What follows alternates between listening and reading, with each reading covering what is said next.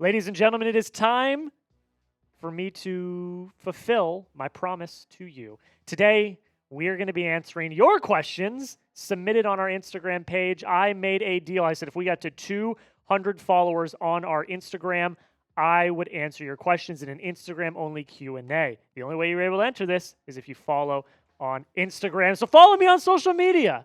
Follow me on Twitter at Jack Lautaret. I'm posting Red Sox stuff constantly. I semi-live tweet all the games as well. It's basically just me screaming and blabbering at the TV. And then follow us on Instagram at the Red Sox Rundown. You get every single recap that we do and a bunch of other fun content over there, including being part of this Q&A. Follow us on both. Those links are going to be in the comments and the description of today's video. Let's start with question number 1. I'm excited. I've never done a Q&A before. This is really fun. Levi. Thank you so much, Levi. Favorite moment as a Red Sox fan? This one is easy. It's no question. It's the 2018 World Series. And the reason why, people are like, what about 04? What about 07? What about 13? Blah, blah, blah, blah, blah. Well, first things first, I was born in 1998. So I don't remember 04 at all. I vaguely remember 07. I was in high school in 2013, but I didn't follow as intently. 2018 was my team. That was a team that I followed intently from start to finish. That was the team that I saw was like, when everyone talks about which Red Sox team was theirs, the 2018 team was my team. Following that story was absolutely awesome. Following everything. You had the Nate Eovaldi game in the World Series. You had David Price and all of his heroics. You have Chris Sale turning Manny Machado into a literal K to strike him out to end the World Series. You had Steve Pearce winning World Series MVP. You had Mookie Betts. You had Xander Bogaerts. You had Andrew Benintendi. You had all of them. That team is my team. That is the team that I identify with. And watching that World Series when I was fresh in college, I believe it was my sophomore year in college, it was special, man. It was special. I will never forget that season. And yeah, that's my favorite moment as a Red Sox fan. Moving on to Gage. Thank you so much, Gage. What are your thoughts on Jarren Duran and what the Red Sox should do with him? This is a hotly contested debate that has been going around Red Sox Nation as of late. And look, I'm just going to be honest. It hasn't been the season that we've hoped it would be for Jarren Duran. Now, of course, we're looking at, an entire season in 2024 as compared to half of a 2025 season. These stats are also as of June 24th. I'm filming this on Tuesday, June 24th. It's not been great. His average is down about 30 points. His OPS is down over 120 points. 5 home runs to 21. He's not on pace to do that again this year. RBIs, he's kind of around the same area. Stolen base, he's kind of around the same area. But the biggest thing to me that he has lost is his defensive value. His defensive value is basically gone. And when you come around to the trade deadline, defense matters. And I'll get into that in a second. Here's my take on Jarren Duran as a whole. I personally love Jarren Duran, okay? I bought his City Connect jersey when it came out. I think that he is a key piece of this roster. I think that he is a key cog in this lineup. When Jarren Duran goes, the offense goes. But we live in a world, and I don't even want to say this because I am a Jarren Duran fan, but we live in a world where a Duran trade is absolutely on the table because we know the Red Sox are going to trade one of these 3 gentlemen. We know that. The reports everywhere are saying that one of these 3 guys, Jarren Duran, Wilyer Abreu, or Ceddanne Rafaela, are going to get traded. Their stats are really similar. When you look at average, Duran leads, but he leads Ceddanne by 1 point. He leads Wilyer by 4 points. He's losing the OPS battle, and he's losing the home run battle. And then you look at the defense, like I already said. Ceddanne has platinum glove level defense in center field.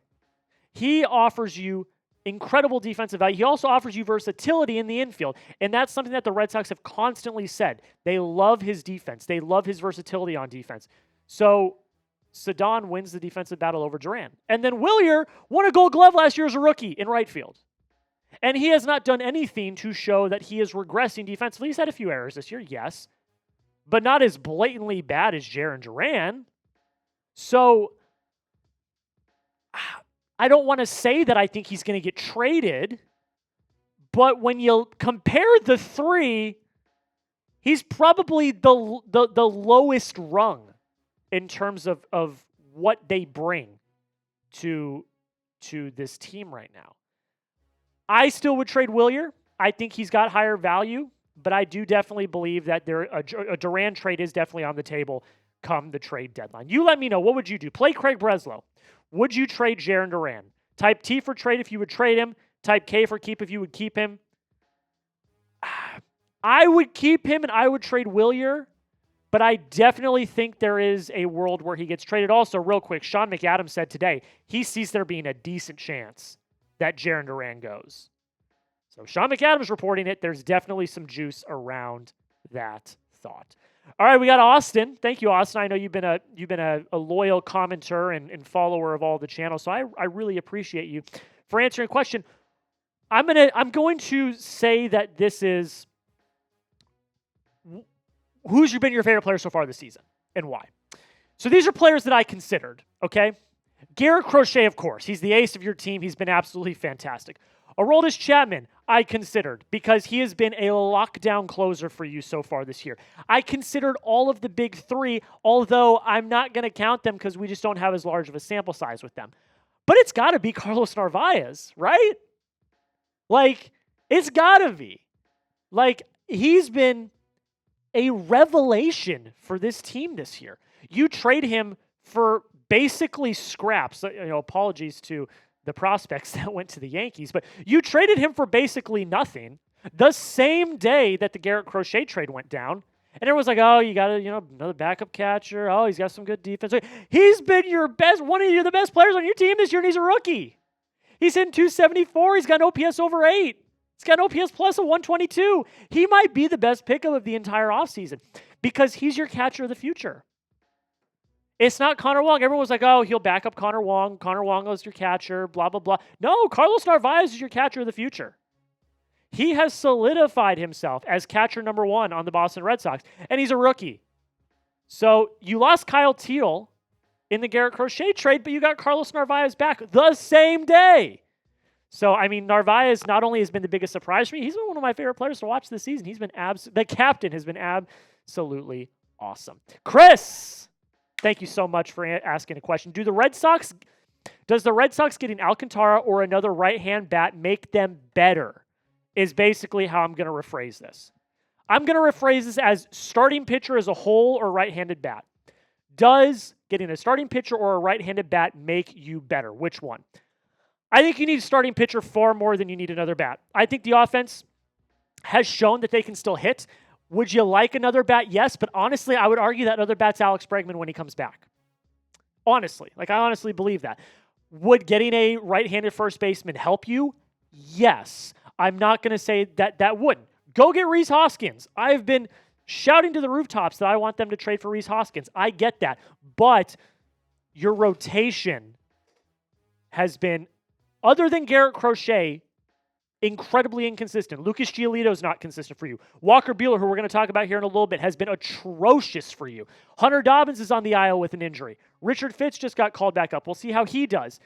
Tanner Houck has been horrible this year. He's on a rehab start. Cutter Crawford is nowhere near coming back. Like, this rotation needs help. If you can go out and get a Freddie Peralta or a Tyler Anderson or a Zach Littell or somebody like that to shore up your rotation, that makes you substantially better than bringing in another right-handed bat, at least in my opinion. I think a right-handed bat would definitely help. I do think they're going to try to get a first baseman at the deadline, but I think that their number one priority should be getting another starting pitcher for the rotation. Thank you so much, Chris. Through the good and through the bad, we have videos for you. I say it on every short that I do. Whether they win or whether they lose, we're going to be here. We're not going to take the easy way out. We're not only going to talk about them when they win. We were covering the Rafael Devers stuff up the wazoo. I know everyone was complaining about it, but new stuff came out and we covered it. Hit that subscribe button if you've not already. We are 35 subscribers away from our next milestone of 3,000. Joey, producer Joey, knows how big those 1,000 milestones are at this company.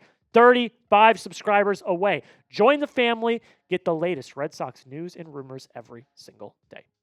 Speaking of Walker Buehler, I believe this is Sebastian is his name. Thank you so much for bringing in a question.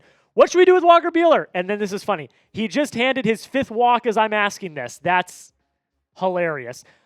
Walker Buehler's been really bad. Don't believe me? Here's the stats. Walker Buehler's ERA right now, 6.29, is worse in the American League among qualified pitchers with a minimum of 50 innings pitched. His FIP, 5.74, second worst in the American League, behind Francis, who had the second worst ERA in the entire league. He's also got a home run per 9 of 1.9. He's only struck out 56 people in 63 innings pitched. As much as I'd hate it, I'd send him to the Phantom IL. Tanner Houck struggled. They sent him to the Phantom IL. He's been doing rehab starts, and he's working his way back. Hopefully he found himself during his rehab start. There's nothing else you can do. I know that everyone says trade him, but what's his value? His value is an all-time. He's statistically one of the worst pitchers in the American League right now. Why would any team want to trade for that? Especially on his contract. Why would any team want to trade for that? I wouldn't want to trade for that. So, as much as I hate to say it, I think the best thing that you can do is throw him on the Phantom IL. I don't love throwing people on the Phantom IL, but that's just the world we live in. I see there being 4 options of what the Red Sox could do. And you let me know what you would do. If you would just let him pitch, let him continue, type 1 in the comments. If you would put him on the Phantom IL, like I said I would do, type 2. If you would DFA him, type 3. I don't think that'll happen, though. But type 3. And if you think they'll trade him, which, again, my argument is I don't think he has a lot of value, type 4. Let me know down below in the comments. If you were Craig Breslow, what would you do? Next question coming in from So Sorry Too.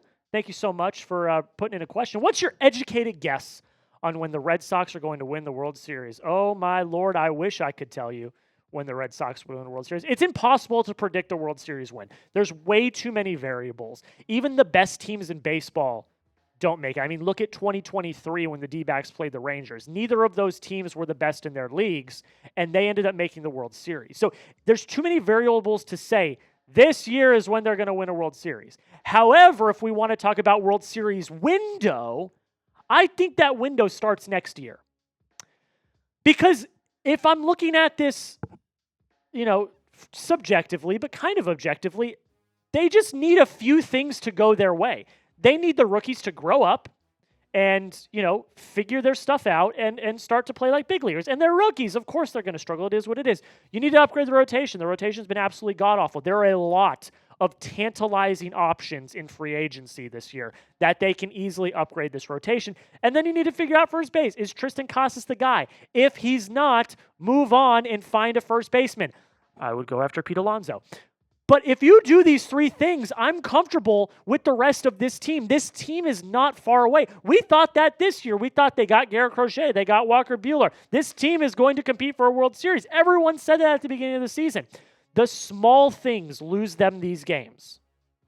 So next year, I think, is the start of their World Series window. I don't think it's going to be this year. We've seen that this team is not capable of going on big runs. They're not capable of not making the mental mistakes. So I don't think that this year is the year. But I think next year, if they do the 3 things that I showed you, that World Series window could open up very, very quickly. Colby, what is your favorite moment of all time at Fenway Park? I'm going to get a little sappy here. I know my mom watches these, so she'll probably get sad or whatever, but it's just spending time with my family, I'm a family guy, and I'm a deep family guy. I love my family. And, now that I live in Texas, I don't get to see them that often. So getting to go to Fenway Park, America's greatest ballpark, with my family is always the best. I haven't been to a memorable game at Fenway. Like, I've just been to, good games. I haven't been anything crazy. But getting to spend the time with the family is something that I really enjoy. And I get to do that this coming week. going to 3 games at Fenway with my parents and my girlfriend. So actually, honestly, probably my favorite moment will be getting to take my girlfriend Sarah to Fenway Park for the first time with her.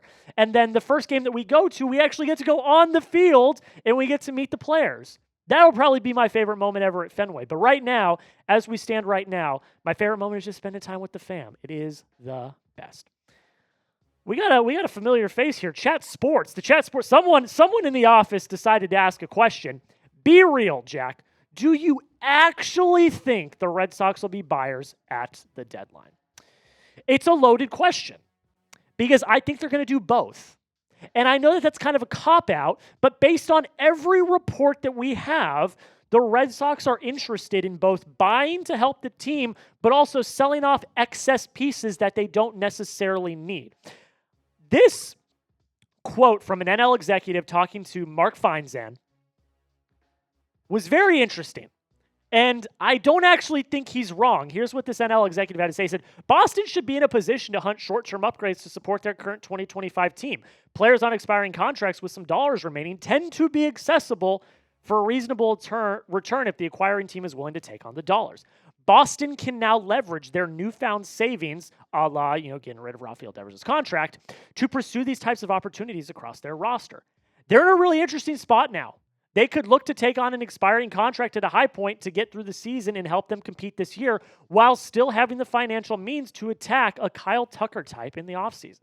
I think that newly found financial flexibility allows them a boatload of room to be creative. I actually agree. You got rid of Rafael Devers' contract, which was huge, the biggest you've ever given out in the history of the franchise.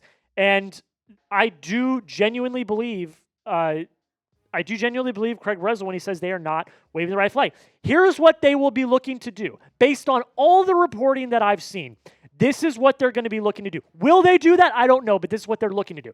They're looking to trade away an outfielder. They have too many. They've got a logjam. With Roman Anthony here, you need to open up a spot. Everyone's pointing to Jarren Duran. Jeff Passan pointed to Jarren Duran as his number 1 or number 2 trade candidate of the entire trade deadline. They're going to look to trade for a right-handed first baseman. We talked about Ryan O'Hearn. We talked about Rhys Hoskins, or just a first baseman in general. We talked about Nathaniel Lowe. We talked about all those guys. And they're going to look to trade for a starter. I think they're serious.